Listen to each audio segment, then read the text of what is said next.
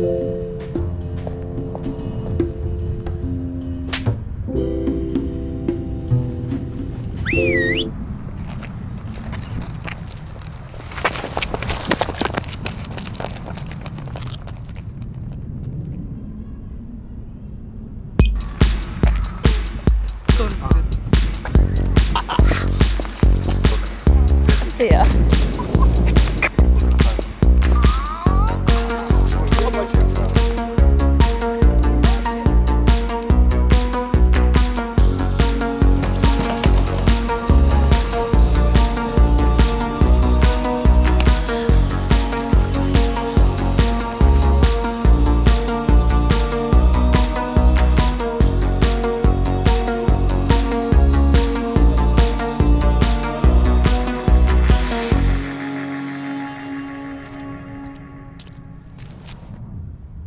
Okay, hello and welcome to our goEast online studio here in Wiesbaden. We're going to do a discussion panel today, which is called "What Would We Do Without Europe?" My name is Helene Gerritsen. I'm the director of goEast, Festival of Central and Eastern European Film. For those of you who are watching or listening, let's face it, these Zoom talks are a bit like podcasts or radio shows anyway.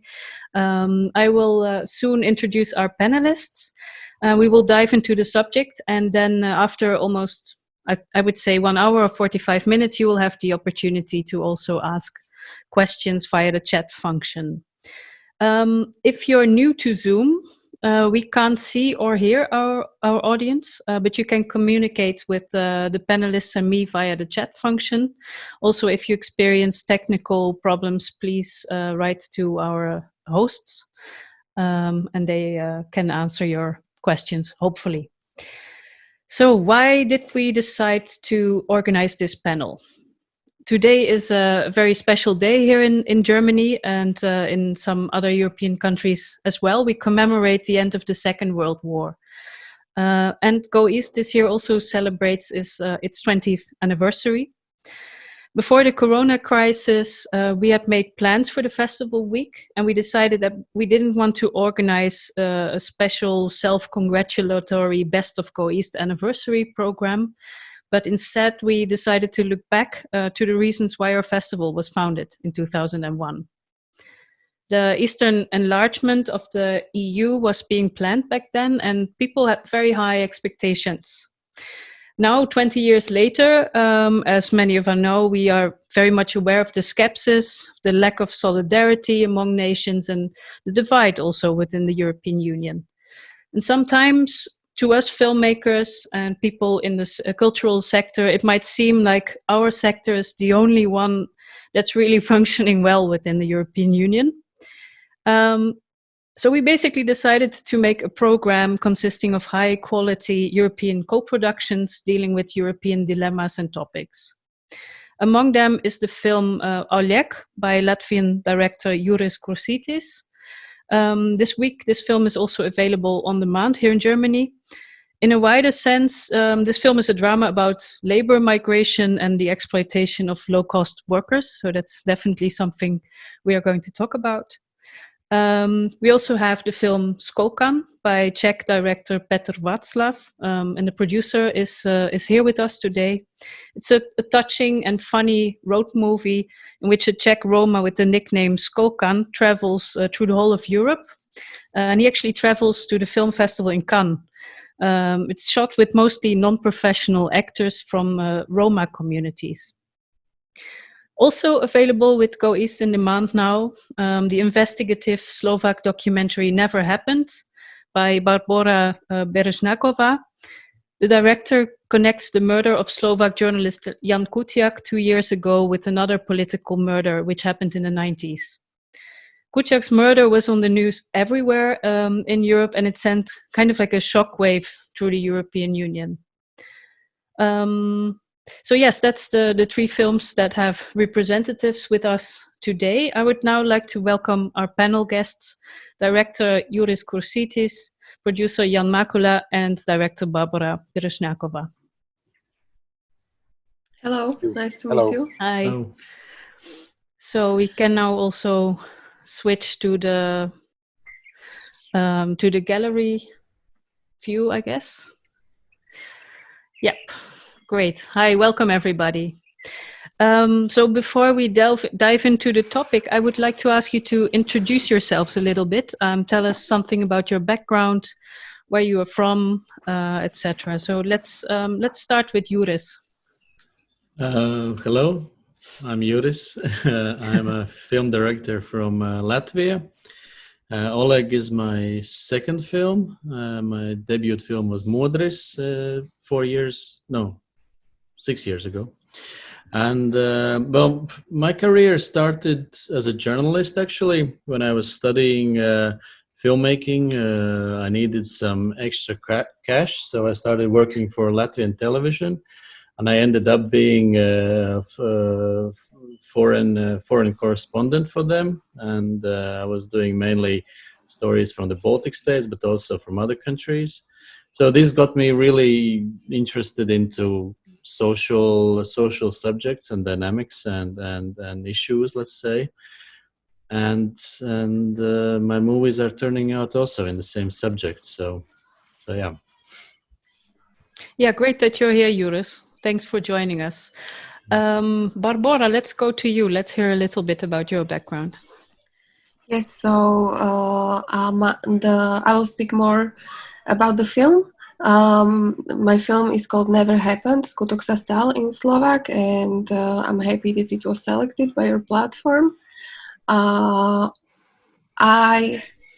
studied film, but my studies were very diverse and very somehow unstructured, I would say, because I studied film dramaturgy in Slovakia in the University of Performing Arts. Also, I studied animation in Universidad de Bellas Artes in Spain, in Valencia, in a Polytechnic University. And also, I studied filmmaking course in New York Film Academy in New York. So I finished my studies and I was still wondering, I'm not sure what I'm going to do, but I started to deal with this. This happened 6 years ago when I graduated, and I started to deal with this subject, just collecting the material about this actually still unresolved murder and crime, corruption case. And I never thought that I'm gonna make some big documentary about it, how it turned actually in Slovakia to be, because when I started to dive into the topic, everybody said like, oh my god, but this happened 20 years ago, and now it's quiet, it's swept under the rug kind of. And I was like, yes, exactly, this is the point, it's swept under the rug, that's why we have to dig into it. And during the process of filming and actually which contained also this process contained the decision to make it a feature documentary film, which I was not sure, which I didn't approach this topic with such ambitious plan. Then during this, like, some processes in our country started to somehow melt. Somehow these closed cases started to open, which also started to happen during thanks to the journalists, and one of them was Jan Kuciak. And only during the research and during the work on my film, I realized how much it's connected, the present and the past, and since Slovakia is a very small country, very much connected also by like in persons participating in the crimes. Okay, thank you. Sorry, that was quite long. No, it's fine. It's fine. I mean, we will talk about your film a little more later, but this was a good introduction. Mm-hmm. So now we will go to Jan. Please introduce yourself, your background. You're also quite a versatile person. Hello, everybody. My name is Jan Macula. I'm living in Prague, where I also studied political science and international relations, and I was specialized in European studies. So I was originally thought I could be a professional, let's say, EU employee, but once I studied in Brussels, I realized that wasn't for me, and then I kind of switched to film, and I worked for Barrandov Studios, where we hosted big international productions. But then I decided to go on my own and start to produce films. So I've been producing both feature and or fiction and documentary films. I've worked a lot with Petr Václav, with whom we shot the film you presented, Skokan, in 2015. And we are currently shooting another film, which is a Czech, Slovak, Italian co-production, and we plan to shoot this summer. We postponed already, in January, and so hopefully this will happen. And altogether with my wife, we also run Kino Pilotu, which is an art house cinema in Prague, and a little distribution outlet called Pilot Film. So great. Thank you. I didn't know the EU part. That's yes, it's a long time ago, I have to say. Yeah. Okay, so on May 1st, 2004, your countries, Czech Republic, Latvia, and Slovakia, joined the European Union. This meant that from that point on, there was officially at least free movement of people, goods, services, and money. Without these facts, all of your films would probably have looked differently. So I'd like to start with you, Juris. Your film Oleg shows the hardship of a Russian-speaking Latvian who travels to Belgium to start a job in a slaughterhouse there. How did you find this story? Did you do research? And let's start with that question. The first impulse came from an article in a magazine. I read this.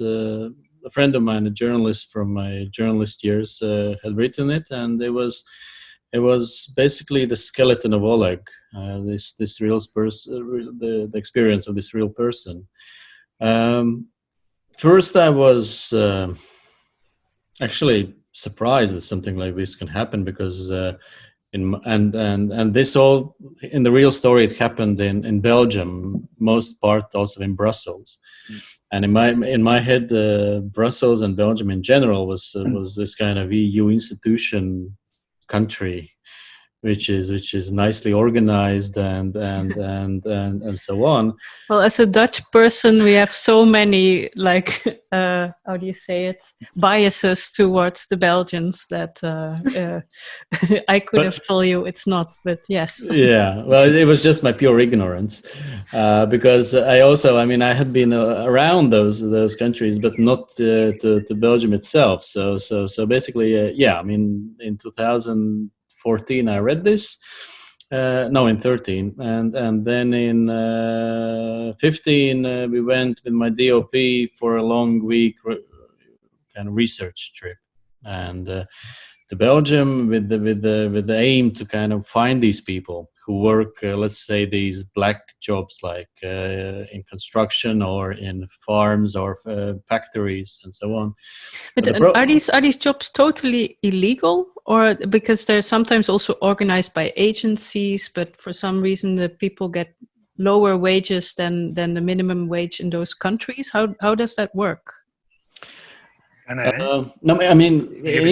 Interesting part is that it took us time actually to get to these people, because at first I got only responses or suggestions for people who work in these EU jobs, and actually when we first went to Belgium, we had no contacts there for people working in like factories. So just by accident we went to this one meat factory to see how the location looks, and we found a brigade of 10 Latvian deboners, and so the scheme is that there's the legal way and then there's an illegal way. For most people, Europe-wise, the legal way is the easiest one. But in Latvia, we have this thing as the Russian minority, and let's say a huge percentage of this Russian minority has also this non-citizen status. It's a long explanation why this happened, but basically is that they're not the citizens of EU. They're like non-citizens. They're like kind of they can live in Latvia, but they can't really work anywhere in Europe. but they need special permits. And this was basically the basis for this guy to fall in this trap, because when he gets an official job and he loses this job in Belgium, so he has to leave. He has to go back home because there's no reason for him to be there. But they obviously don't want to do that, so then they start searching for illegal ways. And there's like guys like Anjay in the film waiting for bait like this, and it turned out to be a very polished system, nicely polished, and everything is already known for these guys how it works. So there's a lot of dangers for, let's say, for a big group of people who are unprepared. And also while doing this research, we found out that also, just people who are not with this non-citizen status, also kind of regular citizens, very often they get when they lose some kind of job and they are looking for something else, they fall into traps. And the thing was, the cliche was that it happens a lot in prostitution. There's this famous Lilja Forever film, which was Swedish Estonian one, where this Estonian girl gets manipulated into prostitution. But the unseen thing is that also these labor guys, they are basically also pulled in this, let's say, modern day slavery, but hard labor slavery. So actually the scene we found was very pessimistic. Yeah, and I think it's once again very topical right now. Like during the Corona crisis, a lot of seasoned laborers went home, so all of a sudden the asparagus on German fields was rotting, or also the UK was almost ending up without vegetables.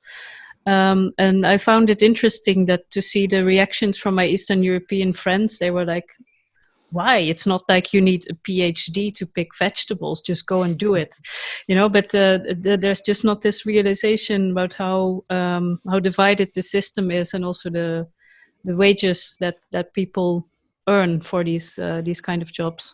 Exactly. And for the British, they always wanted to take back control, so now they can do it, on their cabbage fields.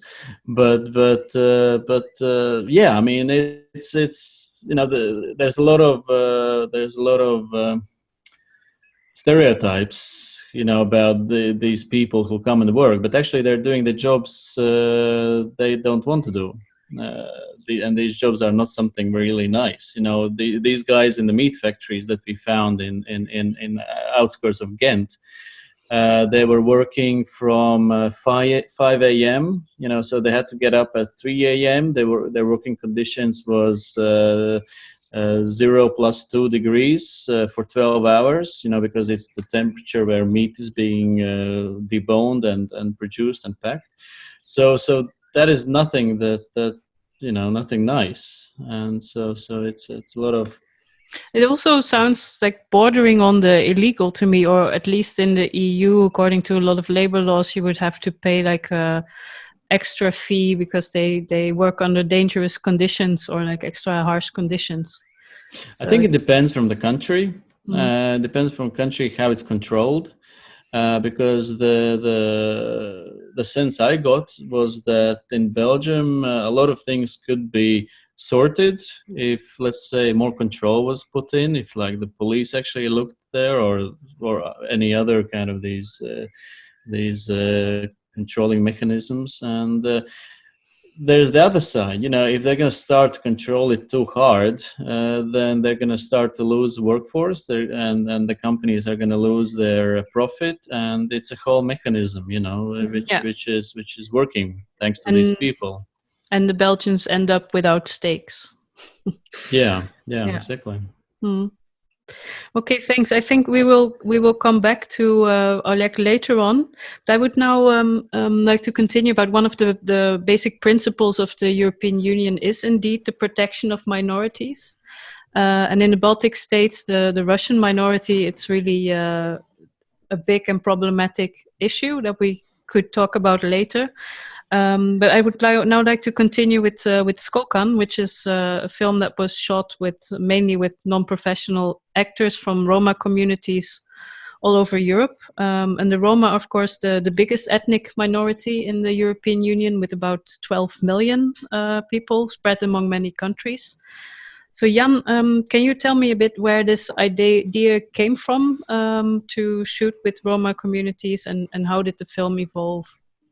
Actually, we started to talk about cooperation with the director Petr Václav, I think in 2010, 2011, because we were actually planning to shoot a film about an opera composer set in 18th century and in Italy. And that's the film we are doing now, but we knew that that wasn't going to be easy to get there. So we were thinking about, what steps would we do, before we get to the big project. We were talking about several different subjects and topics.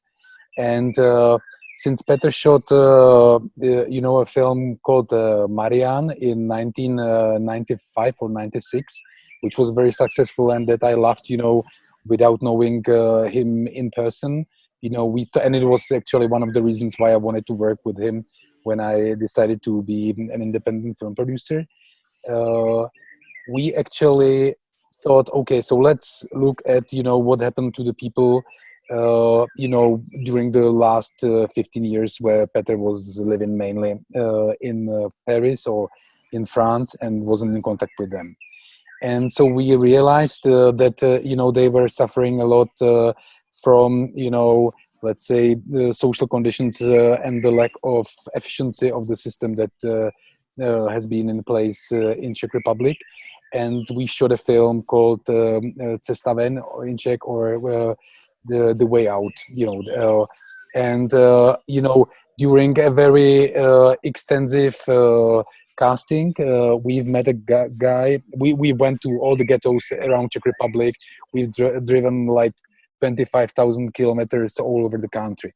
And, at one casting, we've met a crazy guy who was apparently a junkie, who just, drove to us on a bicycle, fell on the floor and started, an incredible, performance. And, Petr, the director, had an idea to really work with that guy, in the first film, The Way Out. And so it happened. We shot, he was one of the, one of the parts, and, he went to prison right after. And he was sentenced to, I think, 3.5 years for stealing some iron, because they were collecting iron, with his friends. And, he was condemned to, or sentenced to 3.5 years for, a loss, which was like 3,000 crowns, which is like 120 euro. Are you serious? 3.5 years? Yeah.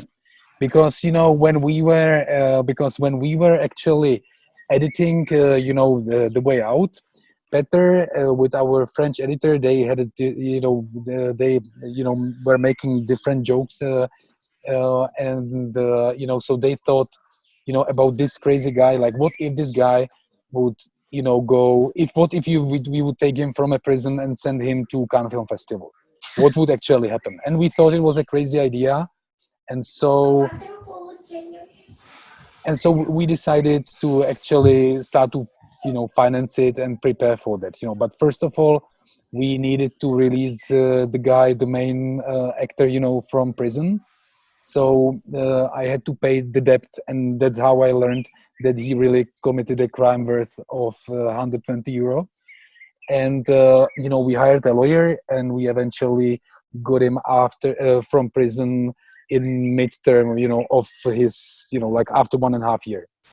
And we really drove for him, to prison and, brought him to Prague. And we were supposed to start the production 2 weeks after. But obviously, that wasn't, we really had to care about him because he was a junkie and a prisoner. And we needed to keep him out of prison for that period, before we started to shoot, which was, quite. But he's very talented and a great singer. I mean, him. In The Way Out, we met three extremely talented people, and all three of them have made some kind of career afterwards. So they actually became, I wouldn't say like usual professional actors, but they had parts in different films of other directors, and and one of them is now kind of a Czech star in and he's playing in different TV series, and he's all over news. So these three people are extremely talented, including Skokan, or the actor who's playing Skokan. So tomorrow, Petr Václav, the director of Skokan, will also take part in another panel here, which is called Blurred Lines, the ethical approach to working with non-professional actors. I think when you're dealing with someone from the Roma community, which is, there are so many biases against them, they are often excluded from many parts. Then, well, there are a lot of ethical questions to it, basically. Yes. Okay, we will come to questions later. Right now, we will just continue this conversation. But did you have a specific idea in mind why you wanted to work with the Roma community? I mean, that's a very good question and not an easy one. I would say that it's probably, if you want to say something about the majority, you have to find a mirror, and I find this minority a great mirror for the majority, and also you're as a filmmaker, you're looking for something attractive visually, and something that offers you interesting personal stories. And obviously you've got so many of these personal stories in the community that are very unknown, very unrepresented, in the public space. So, you could only, that would be great, to shoot only films about Roma, we don't want to do it, but there are so many films, to be shot with and about, Roma community. Okay, thanks.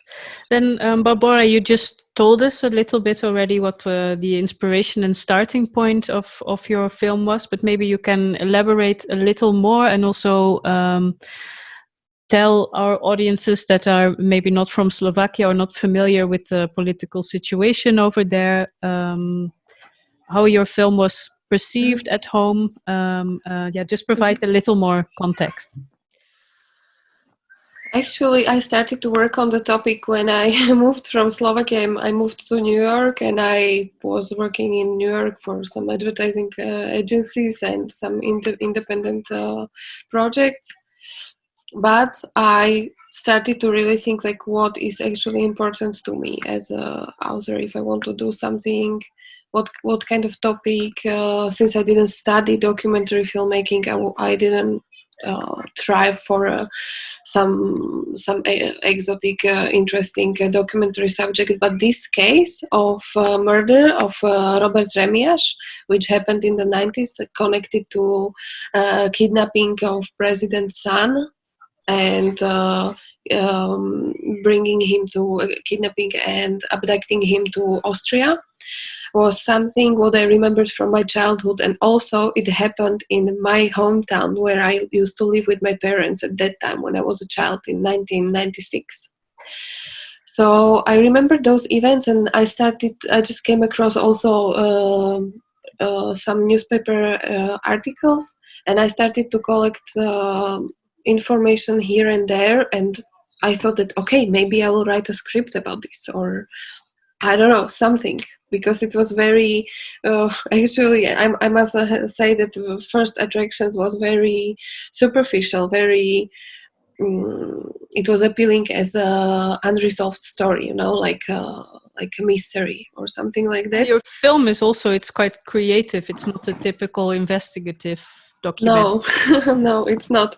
Which can be also a problem for some people, because usually audience expect, if there is a political crime story, they expect exactly this textbook investigative story, talking heads, and like hard facts and that. And since, as I said, my first approach was very superficial, I was really attracted to this crime mystery.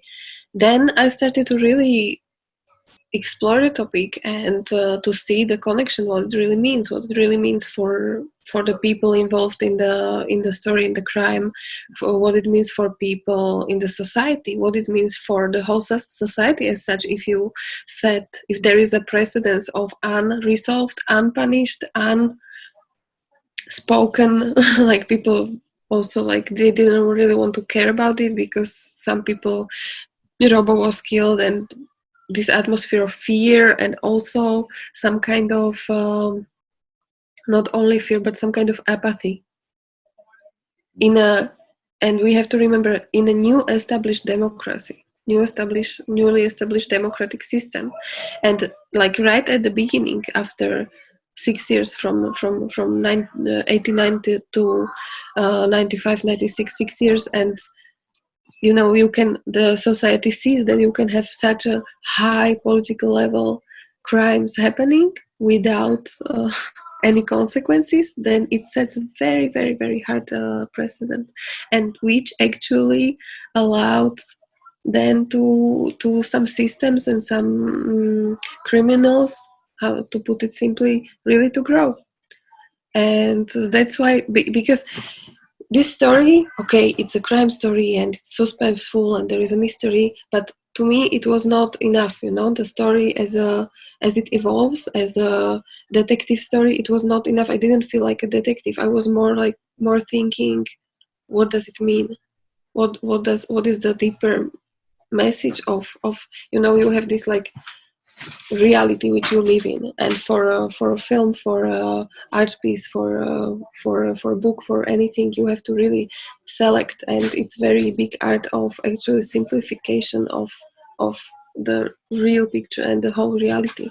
So this was my process which I went through over those 5 years. Well, you are all from countries that went through a very dramatic transition period in the 90s. Yes. And now you've made these films right now. What's the difference when you show your films in Central Europe or when you show them in Western Europe? How are the reactions very different? Yes. It's a question for all of you, actually. Yes, it's very different. And yeah, I don't know who wants to start. You go. You can just continue. Yeah.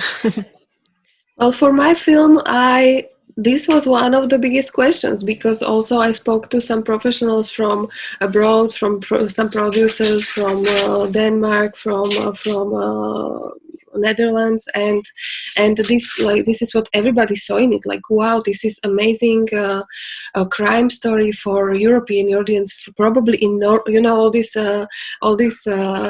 advisors, they tell you, wow, this is gonna be amazing crime story for Nordic audience, for Scandinavian audience. And I'm like, okay, fine, but I really have to give this question to myself, like, whom do I want to speak to? Like, do I want to make a audience success? What do I want to do with my film? And I decided that I actually wanted to make it for mostly, as small as it is, Slovakian and Czechoslovakian audience, because this was a movie which I thought that it would be good for us to see. Because like a therapeutic film, or what was like to really understand that this crime or these wrongdoings are not just about what happened, or what, as we call it, did not happen, right? It's mostly about the atmosphere which it creates in the country. And if we want to move on, and this goes maybe also creating environment, not only general environment, but also filmmakers or cinematography, audiovisual environment, because the state system of film production before 89 was very, very different than now. and we are still learning, like what we were speaking about in on our phone call, that young democracy is something. Democracy as such is not something you can just establish and trada like magic wand and there it is. Do you think that the EU somehow helped speed up this process, or is that just like a little layer of varnish on top of it? Wow, that's very, very complex question to answer. Well, being part of European Union, it's definitely, and being closer to democratic systems which are older, and also the structures is definitely, and being in some collaboration within the European systems, it's definitely helpful, because you see how things can be done, and also European Union is environment which can also provide resources for it. So yes, absolutely. But what about you, Juris? Because you've seen like a different side of Belgium and also regulations in the labor market. How is your film perceived at home, and what's the difference in Western Europe? In Western Europe, in most cases, they were very surprised that something like this is happening in their backyard. I remember I went on this campaign before the French release, and after every screening, there was people coming up and saying, you know, are these people also in France and so on? And it can't be, but when showing, let's say here, or where did I go?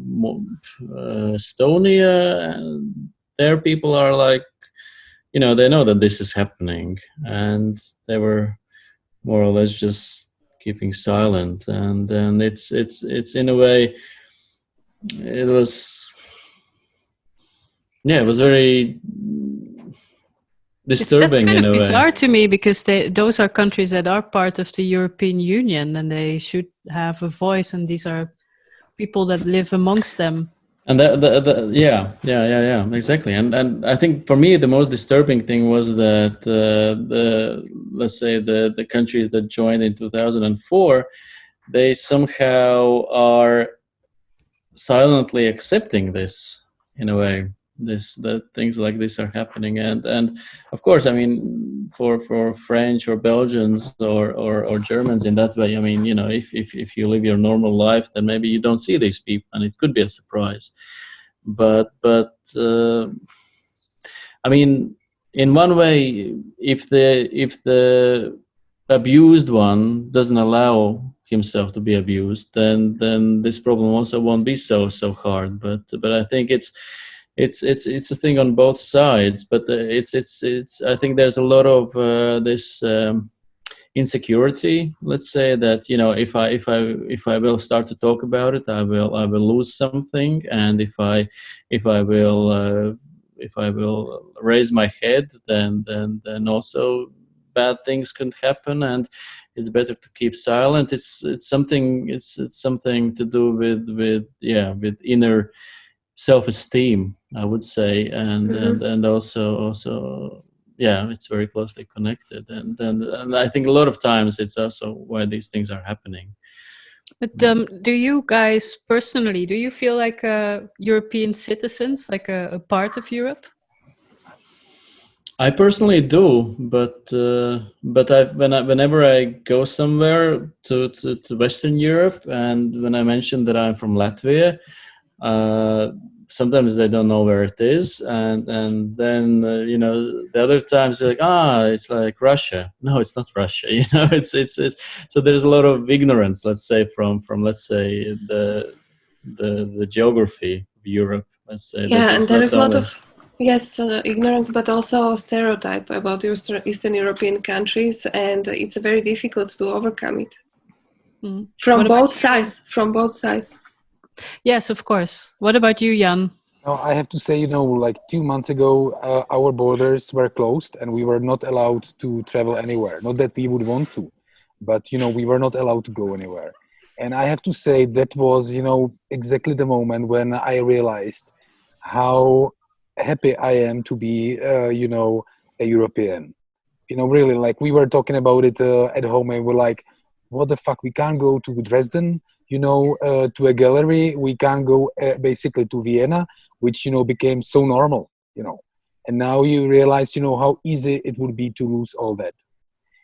So, yeah, I think, sometimes you realize, how important things are, once you lose them or you realize you could lose them. So, yeah, I think also all of our national film industries in Europe actually profited a lot from European Union yeah. funding, from cross-border cooperation. Maybe you, Jan, can compare a little bit the situation before that. You worked for Brandov for a long time.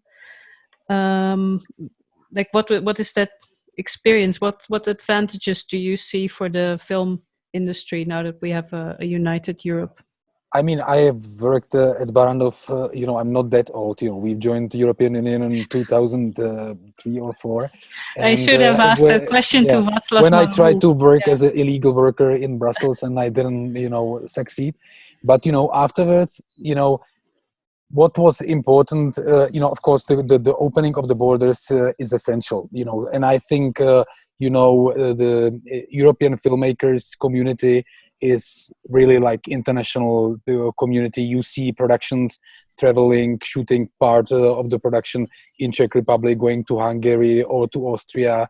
You can work with, even with our small films, we've shot in many states, and it's so natural. And also I have to say, even talking about the system and I mean media or Creative Europe system, I think also sets certain rules or standards, for national film institutes or film boards. And I mean, in especially the Eastern countries, we really need to understand what are the usual rules, how to make how to be standardized. And I think Europe helps to all that.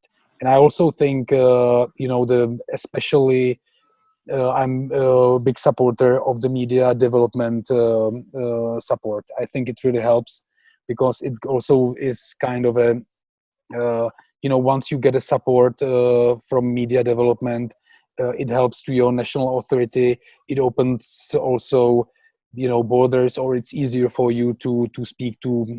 It's kind of a quality label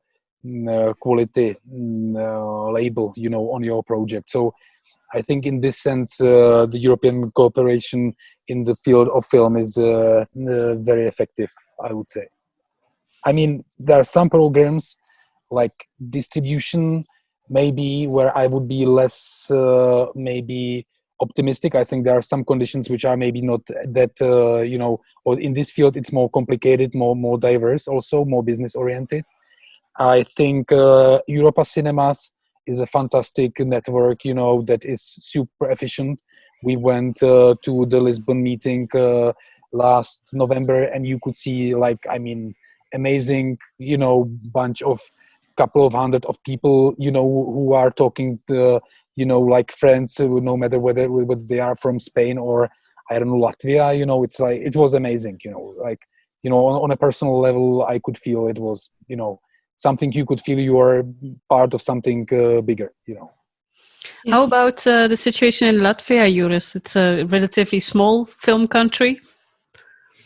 Yes, just yesterday the film center supported 5 feature films for this year. So this is approximately the amount we make.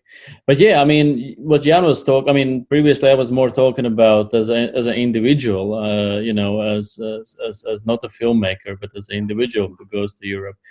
But the filmmaking business, of course, I mean, now it's so integrated with all this co-production. I mean, Oleg is a co-production between Lithuania, Belgium, and then also France. So it was 4 countries. So without it wouldn't be possible to make it. So there are these instruments that work, but on the other hand, I mean, we were thrown back by the Media Development Fund twice, because they said that our project is too ambitious for such a small country, that we won't be able to do it, kind of production wise and financially wise. So my question is, I mean, is that a bias towards that, okay, we're a country which makes 3, 4, 5 feature films a year, but does it mean that we can't do ambitious projects? So there's also the question of this thing. But of course, I mean, your national representative should maybe work on. Yeah. I mean, do some PR in this area. But besides that, I mean, it's great how co-productions are happening, and it's only how films can be made, I think, now in Europe, because also the mix of talent. Because I mean, my DOP is Polish, my actor is from Lithuania, my editor is from Belgium, and so on, and it's a great talent mix, and it also makes the project stronger, because they have also their views, how things should look, and it's not only my subjective one, and so I mean, there's things that work, but there's things obviously that need to be improved also. Yeah, and there's also I find a lot of anti-EU sentiment. I think all over Europe right now. This is a problem. Yes. Maybe, this is a problem because it's a intellectual construct. It's not. It's and it works, and we know why, but it doesn't play. It doesn't act upon these nationalist movements, which are very strong, because they are somehow attacking like inner animal, almost like you don't need like that much education. It's way more simple concept to identify with. And in most cases, this anti-EU thing comes from politicians, that they are not solving their inner things, that are kind of state things, yes. And they are blaming the EU for things that actually they should have been done, not in Brussels. That's so. And they are these nationalists are very often paid by Russian government, or supported by Russian secret services. Like nowadays here. Well, this is in Eastern European countries. Yes. This is in. I mean, in Western Europe also as well. in Germany. Yeah. Also in Germany, we have RT. Marine Le Pen, But here, I think, especially Czechoslovakia is like the number one country where this is very present. I mean, Latvia, Lithuania would also, Yeah, but they already have so much Russians there that they don't need secret agents almost. No, I mean. Yes, I know what you mean. But European models of financing, it's very good. Not only as for possibilities of co-productions, etc., but also I remember when I studied in US, one director came to me and he said like, "Wow, we are from Europe. You guys, know how to make movies." And I think these European structures actually, like we all from film schools, we know that everybody is like this American 3X structure and blah blah blah, and how to write a script, and everybody's studying it and trying to like fit in their movies. But this European structure is very good because it somehow allows European cinematography and European cinema heritage to be not to be a result only of market demand, as it is in US. In US, you make a film, you make a product is way more present than in European cinematography, and I think this is the very, very good benefit from the institutional support which European Union is creating. So what would happen in your cases? Let's now just speculate. We're all filmmakers, so we can write scripts and think of the impossible. What would happen if the European Union somehow breaks apart and we are all separate countries again? What will happen to you personally? What will happen to the film industry in our countries? Wow. Well, fun fact here, Slovakia became a European Union member in 2004, 5, what was it? 4. 4. I think. And actually, so the support for such a deserted Slovakian audiovisual environment came firstly from European Union, because Slovak Audiovisual Fund was established only in 2009, because after the revolution, the 90s, we had like maybe 2 or 3 fiction films produced in a decade in Slovakia, which is like wow. And then filmmakers went to advertising, into television, into all other areas, but there were no independent films almost made, and so the European Union was really first source somehow how to overcome this transition period. And what would happen now if it falls apart? I don't know. The filmmaking was so much determined also by the new distribution possibilities via internet, and also filmmakers possibilities. So I don't think that we would just die and extinguish, but it would be very hard. It would be very, very hard to finance the project, especially for the smaller countries like Czech Republic, Slovakia, also Latvia are. Well, maybe the Russians will step in Latvia in that case. Well, they would love to, I'm sure.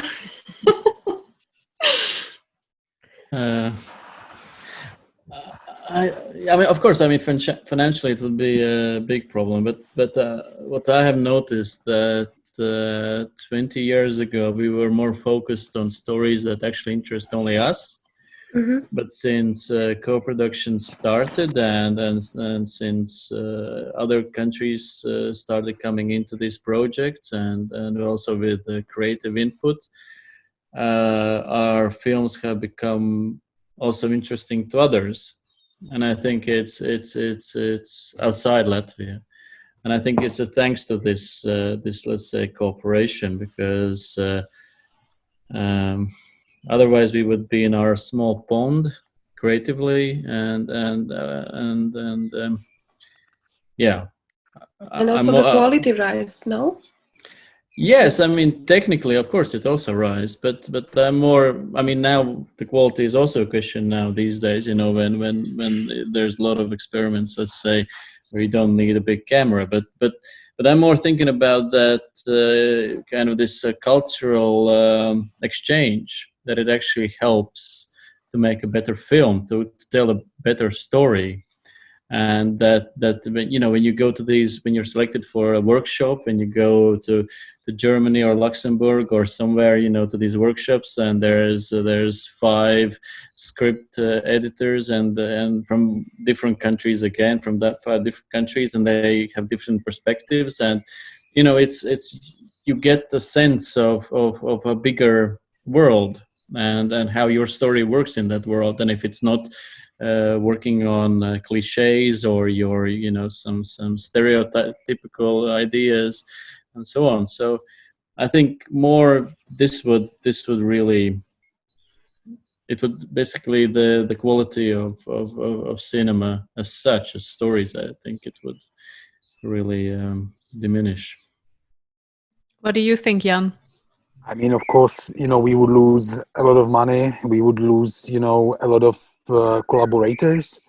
I mean, what you know, we were talking about, or Julius and Barbara, you know, mentioned, you know, and we haven't really spoken about it. One of the most important things that is based on the European support are, you know, all the training programs, you know, that which, you know, not only that you know, increase your you know, knowledge you know, of in your field, but you also, you know, you meet friends and you make friends, you know, from different countries, and you also see how they do things, you know, and you get feedback. Yeah, and you get which feedback, is you know. important. Yes, exactly. Mm-hmm. So I think we would probably not lose that, you know, which I mean, or we would definitely try to keep that, because, you know, a lot of has happened already and a lot of is functioning. I mean, you get now, I mean, the essential platform for distributing films like ours internationally are basically film festivals, So, I mean, this is something which is so important. I don't know whether that would stay in place or wouldn't, So, there are many questions of what I mean. We could speculate a lot about it. Of course, we have to do all we can, so that it doesn't happen, Because I mean, the other thing is that we've got very good film fund, since 2014 when we've got a new law on cinematography, and the National Film Fund works pretty well nowadays, and I think it's also because it has to comply with the European legislation and European rules, which I think is other than that, we've got like I think 90% of the financing from the film fund. So if that would affect, it could affect the functioning of independent institutions, I mean globally, not only of film institutions. I mean institutions in general. Sure. That would be. But we agree that we all profit from it, but of course we are in a way all part of a cultural elite. Of course, yeah. Yes, and this is true. If you read comments on the comment pages of normal newspapers here in Germany, there's a lot of complaining about partying Erasmus students, just spending their summer in Spain, and we are paying taxes to finance them. Like there's a lot of there's quite a big divide between people who profit from this international travel and movement, and people that don't really see these effects. Do you think we as filmmakers have a responsibility to somehow communicate better what the advantages are for everyone? Yes, absolutely, we have this responsibility. Yes, we are absolutely privileged people and group. I think it doesn't mean that we are rich, because I'm pretty sure. Yes, of course not. No, we are not rich. But we are part of a cultural elite. Yes. Yes, but we absolutely, it's our responsibility to address these problems and all. But also it goes hand in hand in politics, and to make the resources available to everybody. It's very much a question of political decisions, which we can influence to a point. Just by we should, or other ways, because the other day I read there's another open letter by a lot of artists and filmmakers and musicians. It was published in the French newspaper Le Monde, and it's mostly people from the US and France signing it, like Robert De Niro, Juliette Binoche, Claire Denis, Lars Eidinger. And they say that they suggest that we should use the Corona crisis to change our way of life. That consumerism and our former way of life are basically destroying the earth. Of course, there are no concrete suggestions in this letter. And I'm sorry to interrupt, but why does everybody make like this somehow like a very obvious connection between the virus crisis and climate change crisis? I mean, like, it's not causality relationship. We don't have the corona crisis because there is another crisis, or because we were like bad kids and now we are punished with corona or something. This is I think this is very, very dangerous approach. Well, there are only very few Eastern Europeans on that signed the letter. Actually, out of 200, I saw 2. It's the Latvian ballet dancer Mikhail Baryshnikov, who now lives in the United States, and surprisingly enough, Bela Tar. I think maybe he was drunk when he signed it. I don't know. I mean, it's somehow very idealistic to think about it this way, and you know what, if this crisis helps to people to think more, like to think about less consumerism and more like saving the planet direction, great. But I think that the analysis should be like way more differentiated and way more kind of, I don't know, analyzed. So should filmmakers just stay out of this debate for now? Or? No. I think that, well, it's up to them. It's up to every filmmaker how if they stay out of the debate and everything. Like it's everybody's very personal decision. It doesn't mean that if you're a filmmaker, you are obliged to do anything. But I think if you are filmmaker, if your job sprouts from that you actually want to say something or change something, then you shouldn't stay out. Okay, I would now actually like to open the floor for questions. So we have the chat channel. I don't know if there already are some. Can we see it somewhere? No, I will read them to you. It's okay. It's a curated process. Okay, thank you. Can I see it somewhere, or only there? In the chat there was. So yeah, there is a question.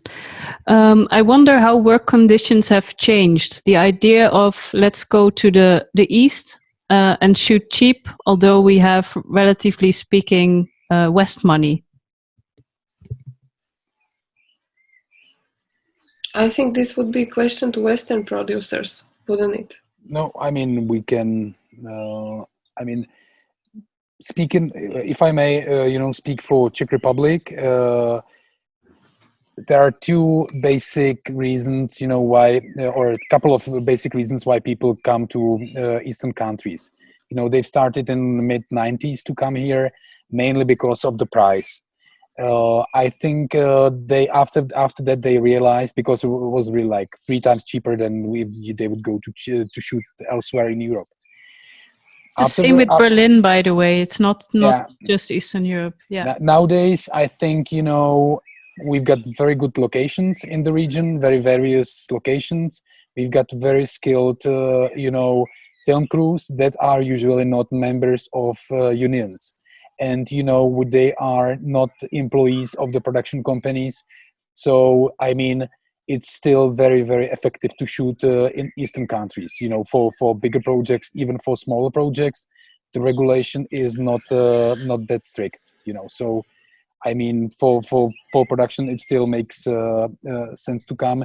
And I mean, for European projects of various sizes, some of the countries have very competitive film funds, and because we've co-produced with, I don't know, for example, France, Italy, or now with Slovakia. I have to say, when you think about where to shoot, or where you want to post produce, or where you basically are looking for, your co-producers in Eastern countries, you can find very professional people that are very cost effective still. I mean, if you go to France and you want to post produce, you still have 65%, of social charges that you have to add on, on the price. So I think East Europe is a good place to go when you want to be cost effective and shoot. But is that a win-win situation for both sides, also for the industries, like in the Czech Republic, for instance, or in Romania? Win-win for whom? Who are the two for both parties? The sides, for the studio, yes. and for the locals. I mean, definitely. I mean, it has really built the infrastructure in our countries. Of course, then, speaking as a small independent, film producer, people became more expensive, because, they are used to prices, from commercials, or foreign productions. So not only that, they are professionals, but they want to be paid as professionals, So, Mm-hmm. I mean, the difference in salaries is way lower than it was a couple of years ago. Maybe I can just add what's the situation here, because I mean, also lately we have like a lot of productions coming in and shooting here as locations, but And as Jan said, there's this effective tax system, and let's say not unions and so on. And actually, with this Corona crisis, we now see that this is actually fighting against these people, because with these very progressive tax systems, it turns out that they don't qualify for these. For the support now, when everything is shut and when productions have been cancelled, there's a lot of people from the film industry who don't qualify for the state support because their chosen tax system, which was very nice for, let's say, for the producers because they didn't have to pay so much tax, doesn't support now their lives, and I would say that this situation has actually played it against them in Latvia. So I have another question, which is a little more political. It's I am a Ukrainian producer and filmmaker, and as you know, Ukraine has been building a new national identity since 2014. For my fellow Eastern Europeans with a Russian-speaking minority or other minority nation, how has having a different nation living in the country shaped the progress in creating a national culture? That's a tricky one. I guess, Juris, it's once again your question, but also I guess Slovakia has a Hungarian minority, which is quite vocal, so we could talk about that. Mm-hmm. Who starts? You start. No, I mean, for those who don't know, so basically in Latvia we have approximately 25% of Russian speakers. But I think that the problem here is that we are living in two different bubbles. So national culture happens for Latvians in their way, and for them it happens in the other way. So there's a lot of divide in this, and this was also one of the reasons why I chose my main character to be this Russian Latvian, because for me I wanted to raise the awareness of these people, that the society which is so divided, and it's mainly divided because of politicians, because every time elections come they shout that Russians will come, and this basically divides the society, and because what we have forgotten, that when the Soviet Union was breaking up, there are a lot of Russian speakers here in Latvia. They were also for an independent country and for supporting it, and they didn't want this oppressive union to continue. But when everything finished, when we got our freedom back, we somehow said, okay, thank you for fighting with us, but now you go your own way, and that's why we have this big group of people who feel somehow forgotten, and that's why they don't want to integrate. So in this part of Europe, there's a lot of, I mean, Lithuania doesn't have much Russians. They have only like 6%, but Estonia also has like 30%. So there's a lot of division, and I think this is a boiling problem, and it will come out in some years, because what is happening on our eastern border with this how do you call this guy who's leading the Russia? Then in a polite way, I meant, So it's going to be a problem, and I'm actually a bit worried about it. Yeah. Well, the Ukrainian example has shown that something that we deemed for a long time impossible, in the West at least, like the invasion of a sovereign country from Russia, is very realistic all of a sudden. How about Slovakia? Yeah. Yeah, I mean, it was. I mean, those are different games, you know. I mean, Ukraine isn't a part of the NATO or the EU, so actually, for Russia to invade a NATO member or EU member, that would be a totally different political game, and I don't think that he actually has the balls to do it, or actually the financial capacity, or to do it, because it will. I mean, they're already suffering from what is happening with the oil industry. So, but yeah, I mean, it shows that, you know, he's all the time testing. You know what happened in 2008 in Georgia. You know, it was like a rehearsal for maybe what was planning for Ukraine. So he's always testing and, you know, pushing the limits. And of course, the Baltic states is a different area and different game rules, but it's not happening, let's say, in this vulgar way with tanks and army people. It's happening in a more sophisticated way with the propaganda media, which is transmitting on TV. It's happening with cyber attacks and so on. So it's a different level, let's say. Yeah. Barbara, would you like to say a few words about the Slovakian situation, like with the national identity and maybe the relationship with the Hungarian minority and also with Orban? Wow, that's a very big box. but I think this question coming from Ukrainian citizen, it relates to, and again we are speaking about European Union context. I think we are very lucky as Slovakia. We are very, very lucky that we are part of European Union, because which is not the case in Ukraine, and Ukraine became like a stage for Russia or for Russians to enter and re-enter the country, and thanks to this, we as Slovakia, since we had invasion here in '68 and the whole regime, Russian socialist regime, so now we are very lucky that this cannot really happen to Slovakia. But and I'm sorry for, and of course, also Ukraine has very, very different history with Russians than Slovakia. So I don't feel the need to actually, because this question comes very much from the need to defend your national identity against someone. And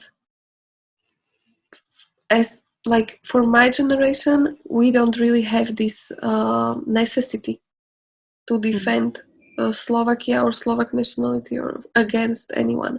Although there are all kinds of, yes, as you said, Orban or other populist politicians also in Slovakia, they are using, yes, that we have to like actually protect Slovakia from immigrants, from European Union, right? Like they are using this narrative to find the enemy and to attack people and influence them. This is all, but we don't really.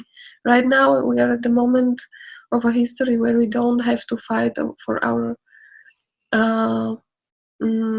national culture against anyone, and I don't really think this is actually necessary. At all, but that's more general debate. No, but it's a big difference, of course, if you go to Kiev, yes, absolutely, or also to Georgia, indeed, and yes, absolutely, Georgia. I was shooting with Georgian writer a couple of years ago, and it's really a state of exception almost like all the time in that country, because it's very present. And also, I don't know how much Baltic countries, they're also protected by being part of European Union. So it's not only a question of funding and collaborations, but also some kind of home safety zone. We have another question. Does it feel more equal when the co-production is set with more or less same capacity countries, like for instance Slovakia and Latvia, rather than when collaborating with lower, higher capacity countries like Latvia and France? How to maintain the power balance when co-producing in these cases? maybe Jan, you can say something Yes, maybe. about this. I mean, I don't see. I don't see. I think it's okay to co-produce with big capacity production countries. It's more of a question of who is the major and who is the minority co-producer, and about setting up the games of the rules of the game. Once you start the co-production. So but at the same time, what I feel with some of the Eastern countries, but then you have to really talk through with your co-producers, no matter where they come from, about the conditions, the usual, practices, you really have to understand, what are their expectations, because they are, really like co-financing your project, and they are employing people that are working on your project. So you really have to understand what are the rules and expectations from your partners, if you want to avoid misunderstandings that can be very painful. So in this sense, sometimes we've co-produced a Polish film as a minority co-producer, and it was super easy in terms of the cooperation of the two crews, for example, because you're culturally regulation wise on the same page. So then obviously it's easier, and there are less traps you can fall into when you're preparing a co-production like that. But I don't think it's I mean, you can benefit co-produce, of course you can benefit then from co-producing with bigger countries, because they are bigger markets. So if you co-produce with France, for example, for them it's easier to talk to any sales agents, or people from Cannes.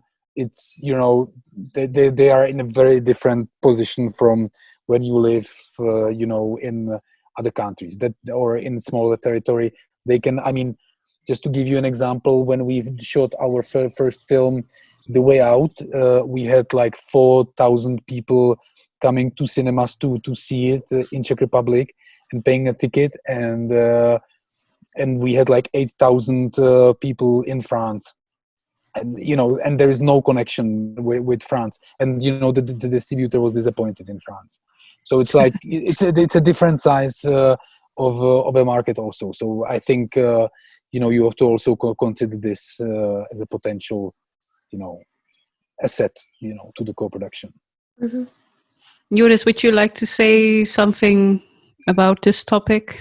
I don't think it really matters about the country. It matters about the company which is beside you, because I mean, for Oleg we had a co-production with France and Belgium and Lithuania, and in Belgium it was Jota Productions, and they're really kind of great. They're great with kind of smaller films, and that's their niche, and also in France we had Arizona Productions, and they're also are kind of very world cinema based studio. So it's basically it's the people you work with.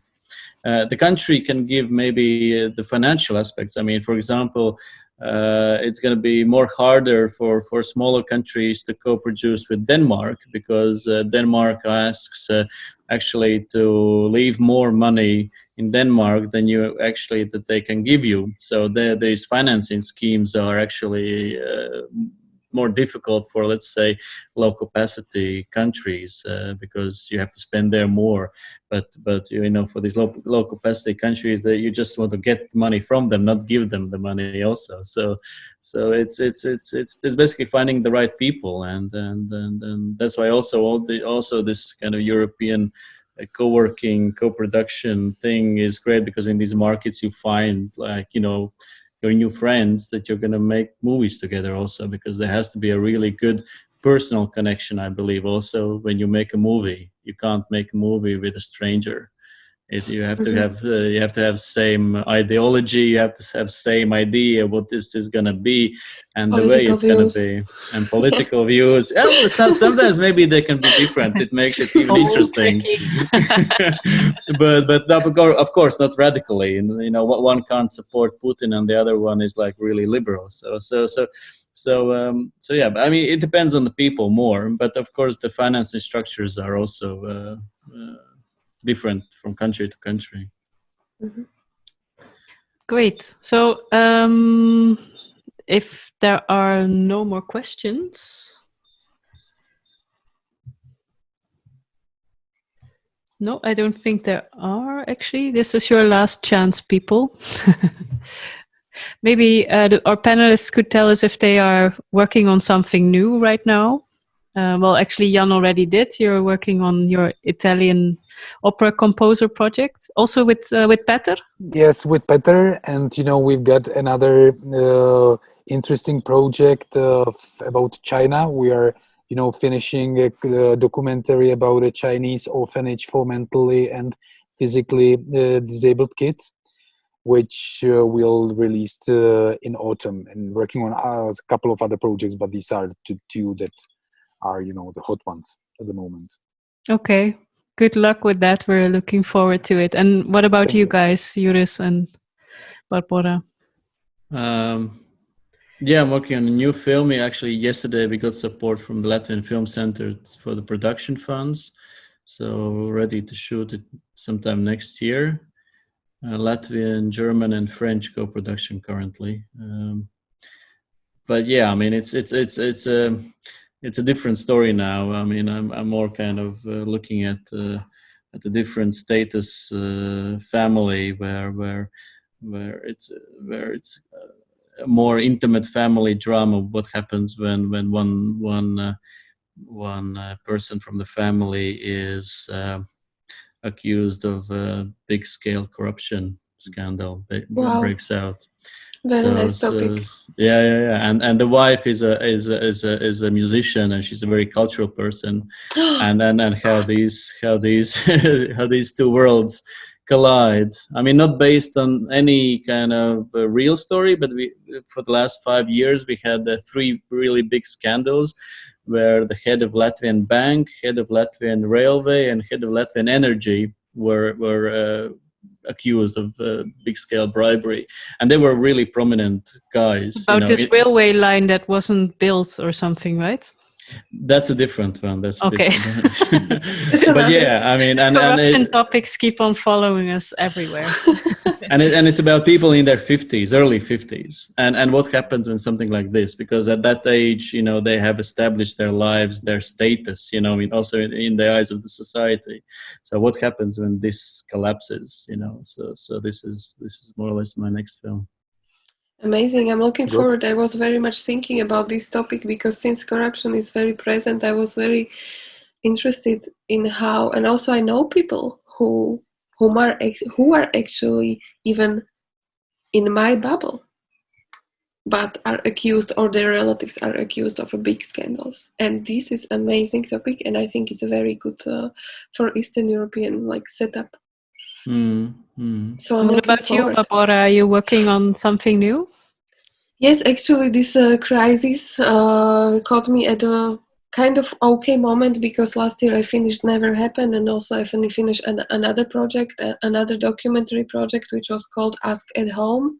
It was aimed at the continuity, some kind of intergenerational dialogue about the socialism, post-socialism, and where do we want to go with our democracy. But now actually I'm in the stage of thinking about the setup for a fiction film with some, maybe I'm still debating about some documentary elements to it. And the topic would be, well, I'm at the beginning, but the topic would be love in terms of individualism. But recently, it's very, very, very big box. So I kind of turned more towards observing this from a feminist point of view. And I was accepted to a midpoint workshop, script writing workshop, which is going to take place also in May, also on Zoom. Oh God, yes. Yes. It can. I like this talk because I was talking a lot myself, but I think Zoom is sometimes very exhausting. Like this Zoom fatigue is a real thing. So, but I wish you good luck with the script. Thank you very much. And with all of your projects, and thank you so much for participating today. This has been great. Thank you. Yes. Thank you very much. It was great talking to you. Thank you. Yeah, it was very nice. Okay, take care. I'm glad you all met each other. Yes.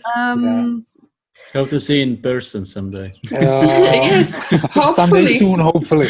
Yes. Exactly. As long as the European Union will stay in place, we probably will.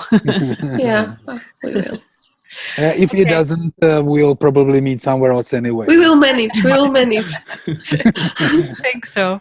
Okay, well, the films of our panelists are still available on goEast on demand until May 11 midnight.